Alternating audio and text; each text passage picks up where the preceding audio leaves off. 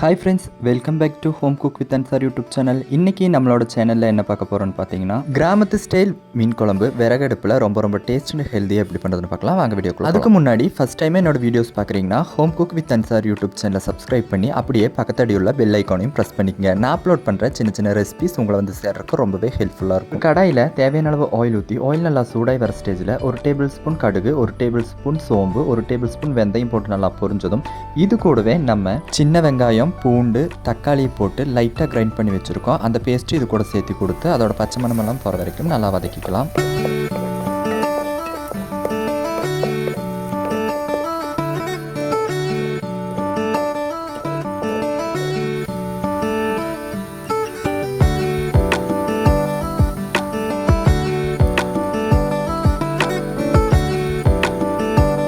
இது கூடவே வாசனைக்கு வேண்டி கொஞ்சமாக கருவேப்பிலையும் சேர்த்து கொடுத்து நல்லா வதக்கிக்கலாம்.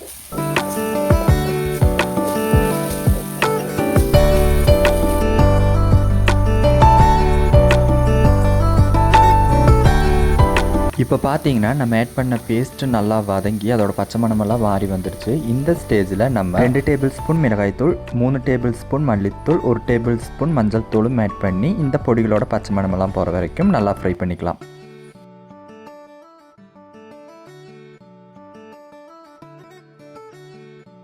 இப்போ பார்த்தீங்கன்னா நம்ம ஆட் பண்ண மசாலாவெல்லாம் நல்லா ஃப்ரை ஆகி அதோட பச்சை மணமெல்லாம் மாறி வந்திருக்கு. இந்த ஸ்டேஜில் புளிக்கரைசல் சேர்த்து கொடுத்துடலாம். கூடவே கொஞ்சமாக வாட்டரும் ஆட் பண்ணி ஒரு மூடி போட்டு மூடி நம்ம ஆட் பண்ண இன்க்ரீடியன்ஸோட பச்சை மணமெல்லாம் போகிற வரைக்கும் நல்லா கொதிக்க விடலாம்.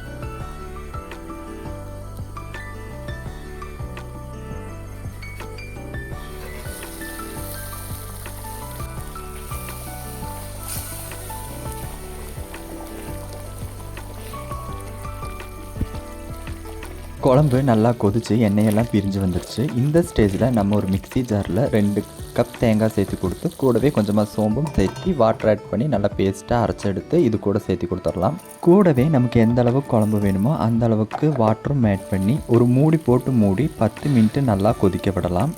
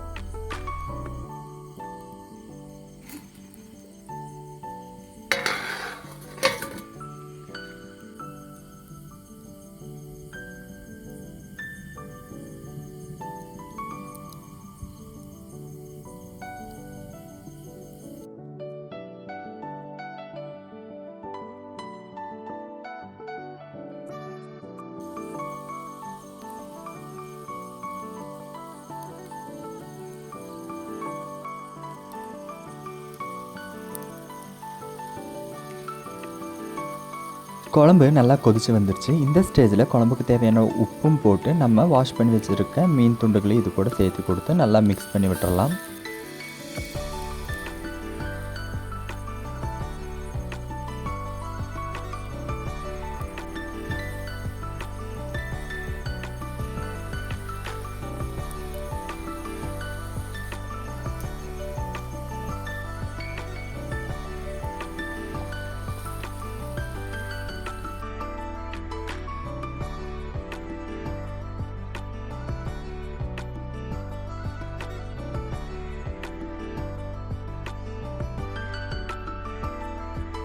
இப்போ பார்த்தீங்கன்னா குழம்பு நல்லா கொதிச்சு வந்துடுச்சு. இந்த ஸ்டேஜில் நம்ம கீறி வச்சுருக்க ஒரு 4 பச்சை மிளகாயும் சேர்த்து கொடுத்து கூடவே வாசனைக்கு வேண்டி கொஞ்சமாக கருவேப்பிலையும் சேர்த்து கொடுத்து இறக்கணும்னா சூப்பரான கிராமத்து ஸ்டைல் மீன் குழம்பு தயார். இந்த ரெசிபியை நீங்களும் உங்கள் வீட்டில் மறக்காமல் ட்ரை பண்ணி பாருங்கள். வீடியோ பிடிச்சிருந்தா லைக் பண்ணுங்கள், ஷேர் பண்ணுங்கள், கமெண்ட் பண்ணுங்கள்.